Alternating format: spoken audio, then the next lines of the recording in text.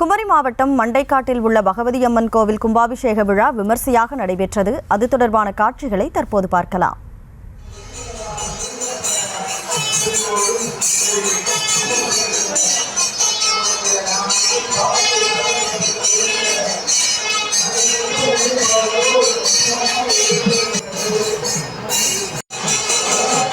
கூடுதல் விவரங்களோடு செய்தியாளர் ஆனந்த் இணைப்பில் இருக்கிறார். ஆனந்த், வணக்கம். கும்பாபிஷேகத்துக்காக அங்க என்னென்ன சிறப்பு ஏற்பாடுகள்லாம் செய்யப்பட்டிருக்கு? வணக்கம் கௌதமி. கன்னியாகுமரி மாவட்டத்தில் பிரசித்தி பெற்ற கோயில்களில் மண்டைக்காடு பகவதி அம்மன் கோயிலும் ஒன்று. தமிழகம் மட்டுமில்லாமல் கேரளாவை சேர்ந்த பெண் பக்தர்கள் இடிமுடிக கட்டி வந்து அம்மனை தரிசித்து செல்வதால் இந்த கோவில் பெண்களின் சபரிமலை என அழைக்கப்படுகிறது.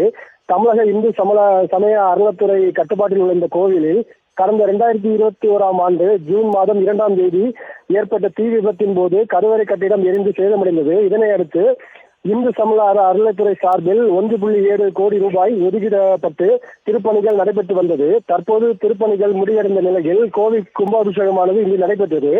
கடந்த 3 நாட்களாக யாகசாலை பூஜைகள் நடைபெற்று வந்த நிலையில் கோவிலில் மேல் சாந்தி முன்னிலையில் புரோகிதர்கள் வேத மந்திரங்கள் முழங்க நடைபெற்ற கும்பாபிஷேகத்தில் இந்து சமய அறநிலைத்துறை அமைச்சர் சேகர்பாபு, மாவட்ட ஆட்சியர் ஆதினா மற்றும் அறநிலைத்துறை அதிகாரிகள், அறங்காவல் குழு தலைவர் உட்பட பலர் கலந்து கொண்டனர். கும்பாபிஷேகத்தை காண குவிந்த ஆயிரக்கணக்கான பக்தர்கள் அம்மே சரணம், தேவி சரணம் என சரண கோஷங்கள் முழங்க அம்மனை தரிசித்து சென்றனர். கௌதமி, விவரங்களுக்கு நன்றி ஆனந்த்.